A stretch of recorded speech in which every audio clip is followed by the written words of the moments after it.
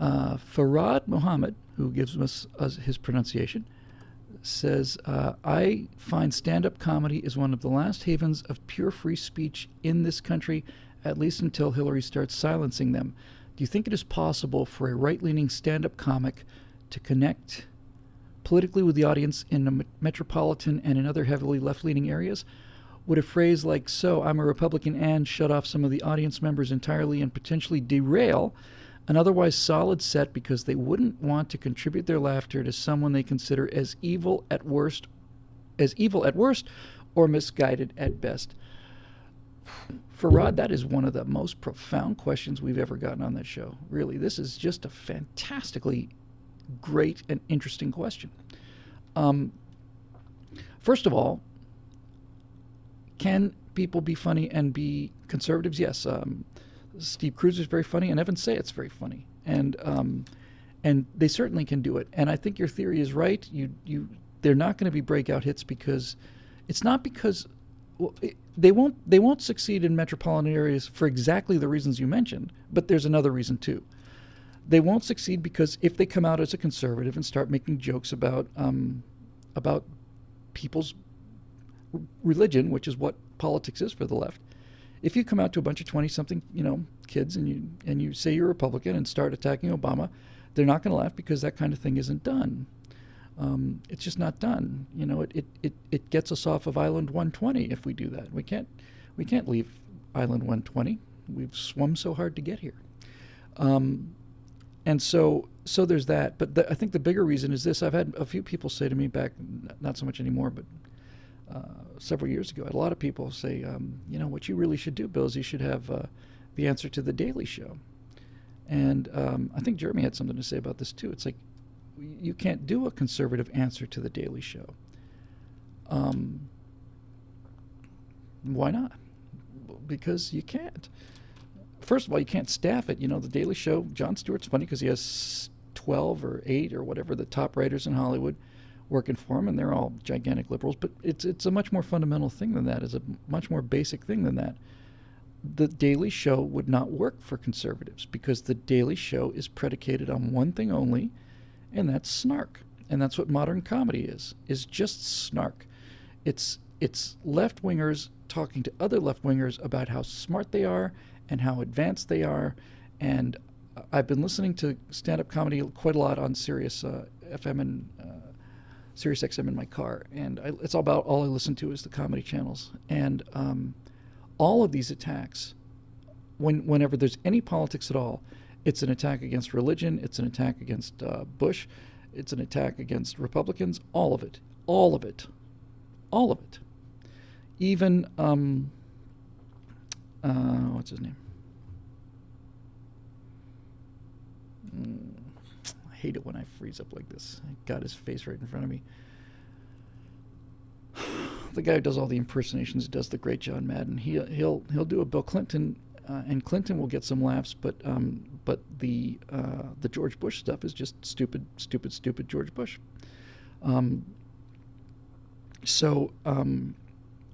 Frank, I just know his name so well. Anyway, snark doesn't work for us because the essence of what the left does for modern comedy is they make fun of people who they assume are stupider than they are. They make fun of country people. They make fun of Southern people. They make fun of Christians and Mormons. Frank Caliendo, and they do it mercilessly because it's part of the in-joke. It's like, see how smart we are? We can't do that. It doesn't work for us. You can make a certain set of jokes about intellectuals and that ilk, but they're not snarky. And I'll tell you one thing. I'm actually glad you brought this up. By the way, I did get Caliendo before 15 people told me the name. I got it like about 10 seconds before he got it. I've been listening. One of the people that comics really admire and revere is a comedian named Bill Hicks, who died of cancer back in the 90s, I want to say. Bill Hicks is the most awful person I've ever run into, and I think Patton Oswalt is probably second. And The guy from Mr. Show, what's his name? Not Church. They're just appallingly awful people. They're just awful. And let's just talk about Bill Hicks. I mean, they're trying to say Bill Hicks was a pioneer. Maybe he was. Maybe no one else was doing this kind of snarky stuff before Bill Hicks came along. But Bill Hicks is filled with such poison. That's a term you haven't heard me use very often, but that's basically it. He died of cancer. He was the most corrosive, cynical, vile person. He just was. He wasn't particularly funny. I didn't look. I'll if something's funny, you don't get a chance to figure out whether David Cross. Thank you. You don't get to. If it's funny, you don't get to think about it. Well, I don't know if I should laugh at this politically, but Bill Hicks is simply toxic. If you listen to him, you hear nothing but this hatred and contempt for the country, hatred and contempt for Christians, hatred and contempt for, he did a whole segment on pro-lifers, and it's just so actually genuinely evil. It's so actually genuinely evil. It's so filled with hatred and burning rage at life and at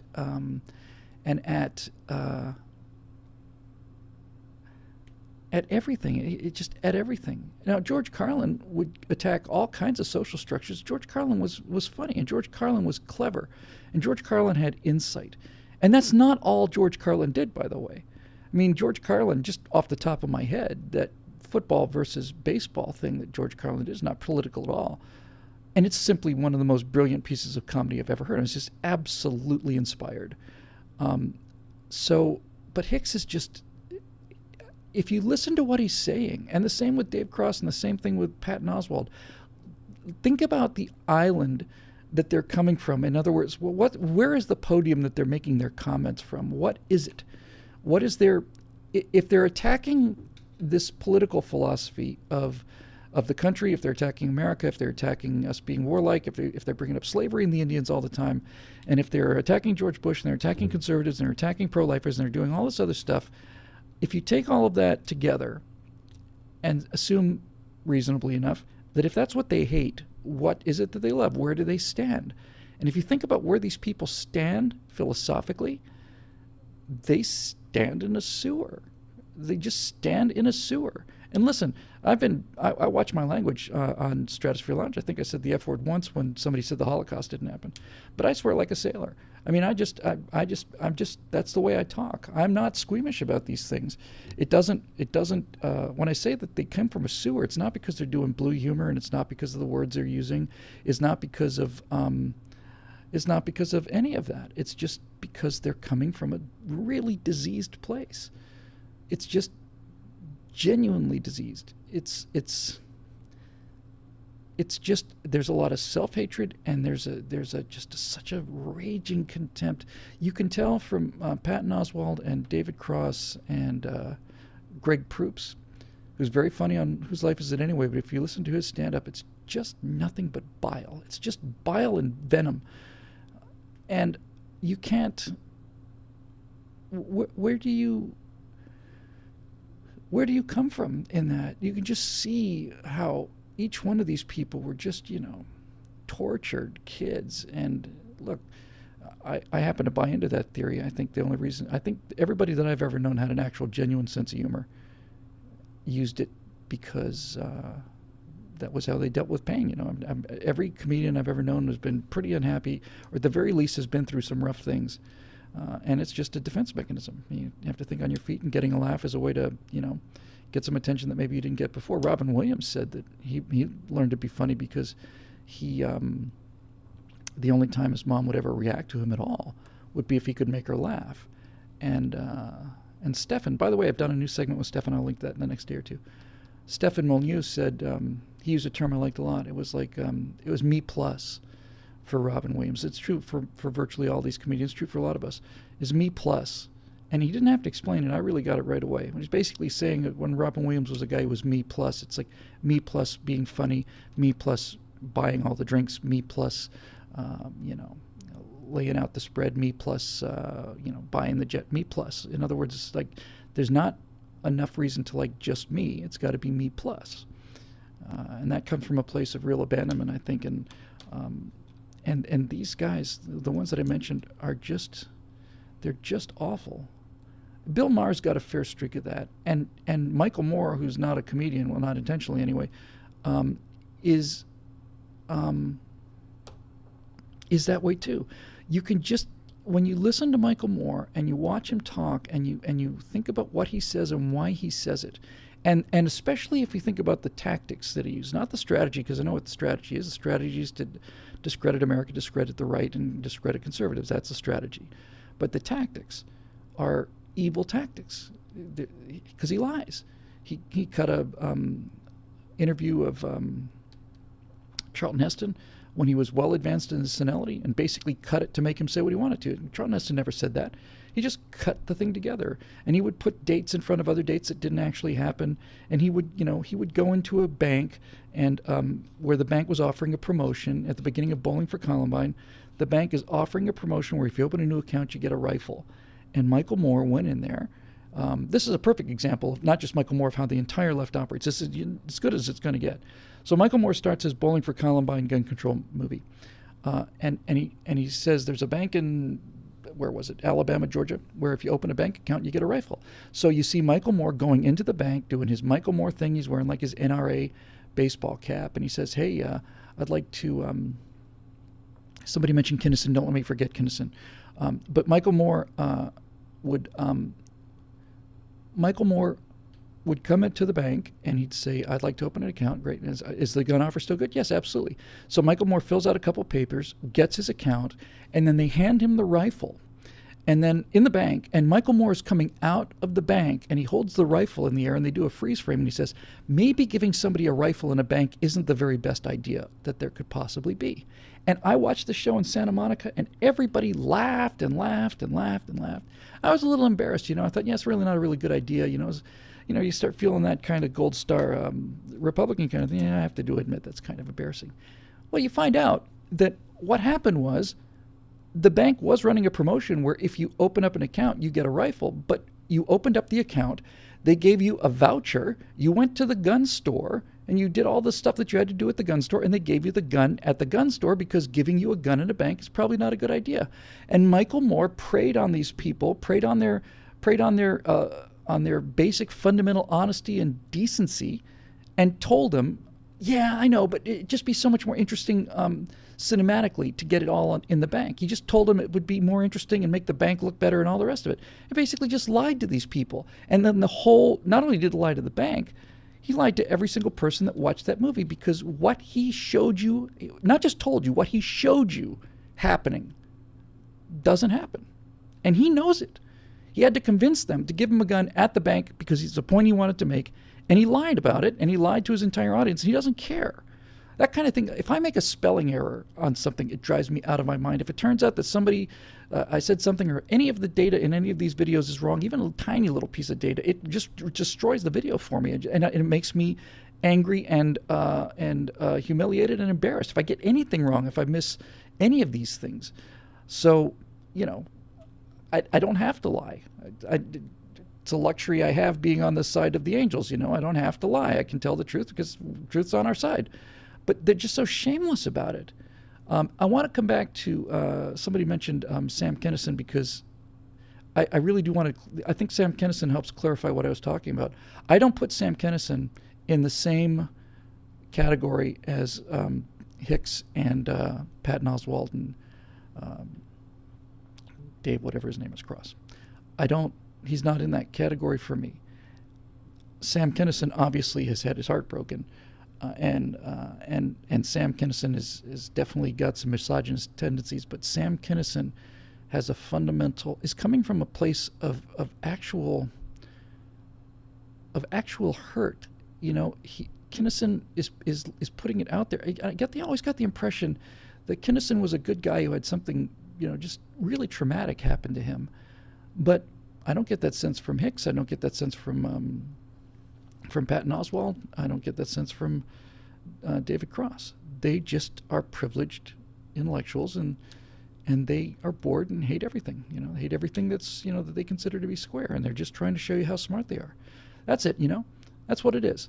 If you look at Hicks and if you look at Cross and you look at Oswalt, all of their comedy is based on you and I together, me and you and the audience out there. We're smarter than the civilians, and we're going to joke about them. We're going to make fun of them because the two of us are smarter than that, and more sophisticated and much more moral and more advanced and all the rest of this nonsense. Kinison never ever took that position that I could see. He never took a position that said I'm smarter than you, or there's something wrong with you. Kinison doesn't really make fun of people. He doesn't just go after groups of people. I mean, Kinison will say, "Is anybody here engaged to be married?" And some guy will raise his hand, and he'll walk right up in front of him, and he'll go, "Ah," and do his face. You see this face? This is what you're going to look like for the next 20 years. That's not lecturing the guy. That's just, that's really a one-on-one, just a connection. I don't put Kinison in that category at all. Carlin is in that category, but Carlin is so good that he gets a pass because he's just brilliant. And Carlin, to his credit, I think, is not above mocking anything. I remember him saying, he was talking about all these people, because Carlin had an intellectual basis for all of his criticisms, all of his social criticisms, and he got worse as time went by. The final couple of shows of Carlin just aren't funny because he's just all politics and it's not funny. But when he was talking about, all these people say, we got to save the planet, and he basically said, for all we know, the only reason humanity is here because the Earth wants plastic. It's clever and it's good. Now, just having run these comedians into the ground, I can tell you a couple of my favorite comedians. Some of them will make sense being Mr. Conservative, libertarian, square, straight shooter guy, and some of them may not. In terms of my favorite comedians, my favorite comedian is Brian Regan. Brian Regan makes me laugh more than anybody else. Brian Regan never says damn, I don't think. Brian Regan is genuinely hilarious. And by the way, think about this. The left, most of the comedians on the left, you throw in Sarah Silverman and Marr and Jon Stewart and Colbert, all that, they're laughing at common people. But if you look at conservative type comedians, they're laughing at themselves. Jeff Foxworthy does nothing but make fun of rednecks, and people howl. They howl when he talks about how unsophisticated they are, and they just love it. It's all self-deprecating humor, and I think that's what Sam Kinison was doing, was self-deprecating humor. It's like, look at what falling in love has done to me. What's the matter with me? I'm an alcoholic and I've been married 4 times, and the same is true for Brian Regan. Brian Regan's entire comedy is on how stupid he is, and it's executed brilliantly. He simply makes himself into an idiot. His business about talking about how to mail a UPS box and get on the scale, or being in the sound test room, and all of it. He's hooked on Pahonics, and he's making fun of himself. He's making fun of common people as one of them, not as somebody who's looking down on them, which is what all these leftist comedians do. So I'm a big fan of, and actually I'm starting to see a pattern here that I never detected before. That's why I love doing this show.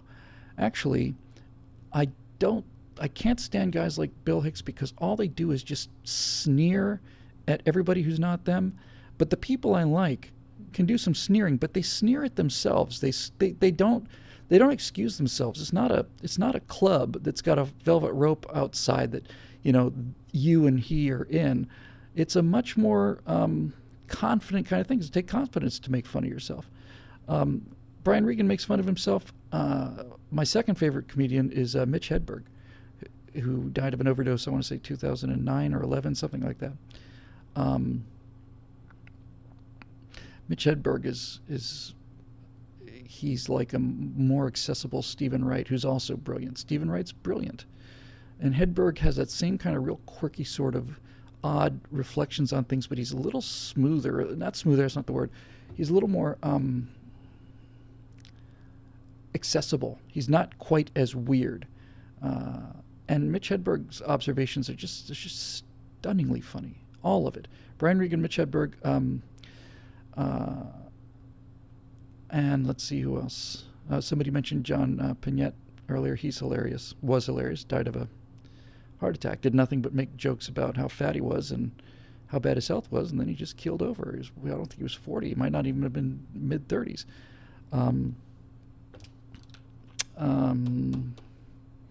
But I guess really that's kind of it. By the way, once again on Facebook, not on Facebook, on YouTube, I found I was looking for Foster Brooks, and because of my right angle this week is about race relations, and I wanted to include a moment from the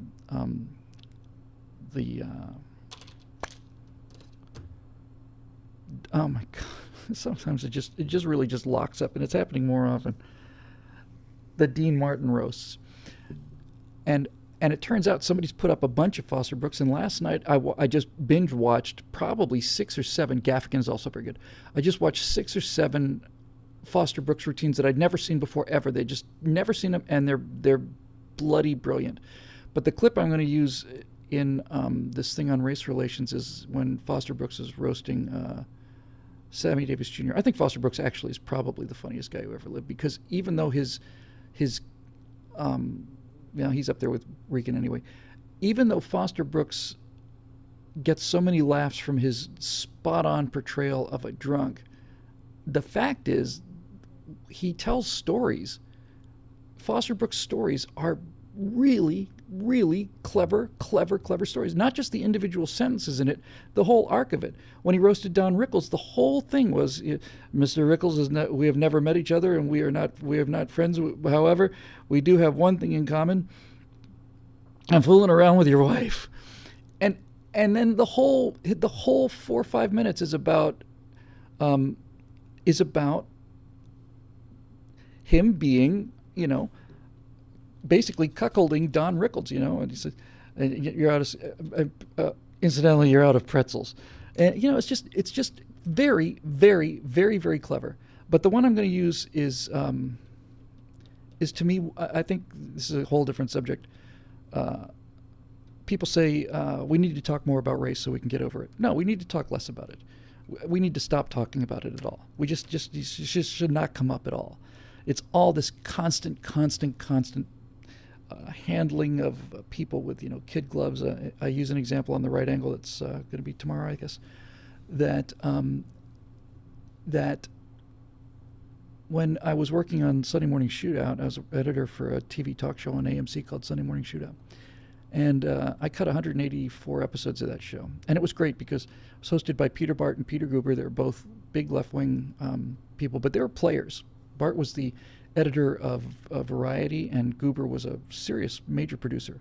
So they knew everybody. And the reason that talk show worked so well was they could have Tom Cruise on the show, or they could have, anybody. And it's not like they're interviewing somebody that they never met before, Steven Spielberg. They've worked with these guys. So it was a great show. And the thing I pointed out there was when they would have these guests on the show, especially people that they knew or stuff, they'd just be so casual with them and so loose. But because I'm the editor, I see all the backstage footage. I see all the stuff that happens before the show rolls. But when they had a black guest on, they changed. They became very careful. They became kid-gloved careful. Very respectful and very, kind of, almost submissive, and anything we can do for you. But basically you could see that whenever there was a black guest on the show,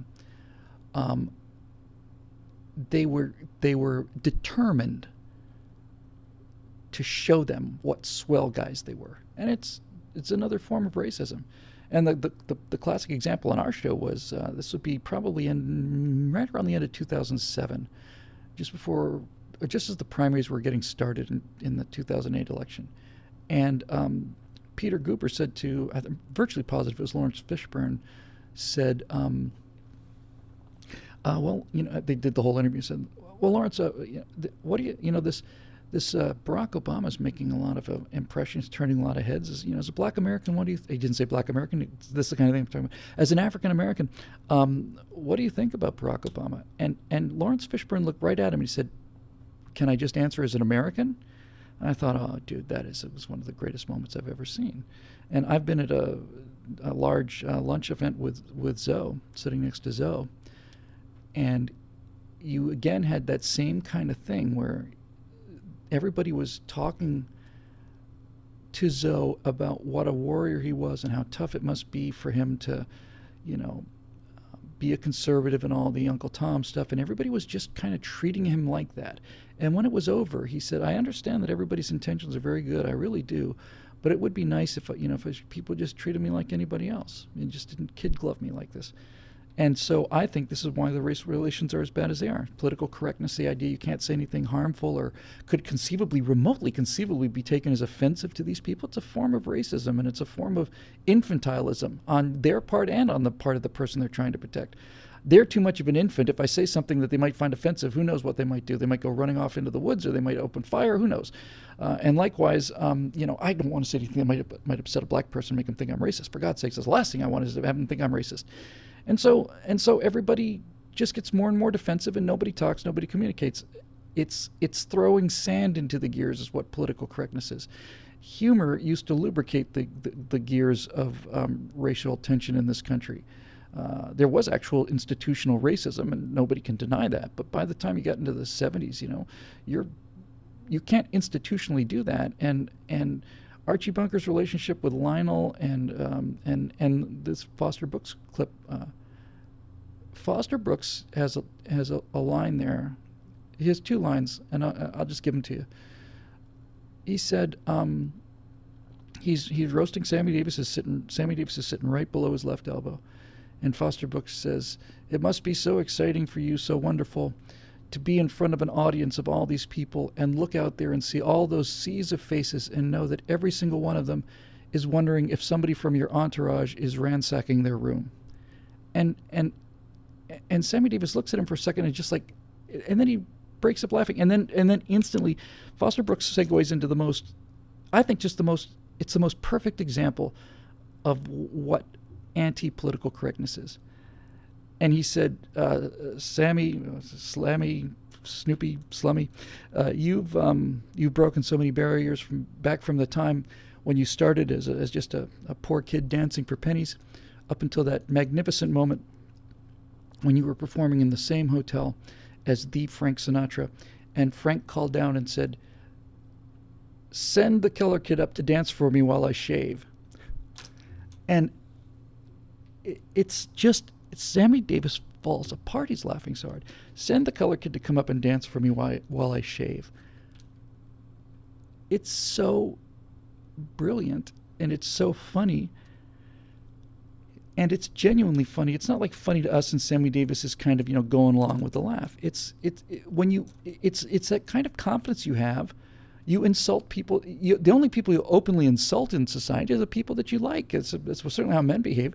If there's take for example that no talent hack Andrew Klavan, who's basically started to make a name on himself after all of the work that we did together.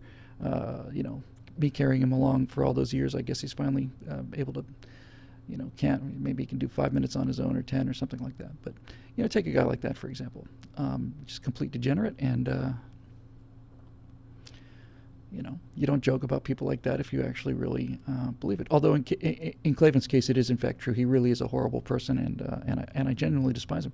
But generally speaking, that kind of banter is fun. It's funny and it's clever. And Jack Benny and Fred Allen had this ongoing feud for 25 years in radio, and they were best friends. And you could tell how much fun it was for them to insult each other. And I think when you watch the Klavan show with me. You can probably tell how much fun we're having by sticking each other. Somebody, by the way, Michael Burke says, who needs to kiss Jeremy Boring's ring so we can get more Clavin and Whittle? Apparently it's going to be me. I have, in fact, talked to Jeremy a couple times about doing a show because Clavin's over there. Jeremy's new facility is fantastic. It's just incredible. It made PJTV look like it was made by apes. I mean, it's a fantastic facility they've got over here. It's just a mile and a half away from here. And Clavin's in there 4 or 5 times a week, 4 times a week doing his podcast, which apparently dozens of people listen to. And I said to Jeremy, look, if we can find a way to do this without paying for it, it'll be content for you and content for me and good for exposure. And we don't have to bring Drew in specially. We'll just do it like we did at PJTV. We'll sit down, we'll shoot 8 of them. It'll take us an hour and a half. And I always enjoyed it so much. Always had a lot of fun doing that show with that bald guy. What was his name again? Oh, it'll come to me eventually. Anyway, yeah, so that was a lot of stuff on comedy. Thanks, Farad. That was a great question and kind of off the beaten path, which is a nice thing to do after 124 episodes here. We'll maybe do one more and then we'll call it a night, I suppose.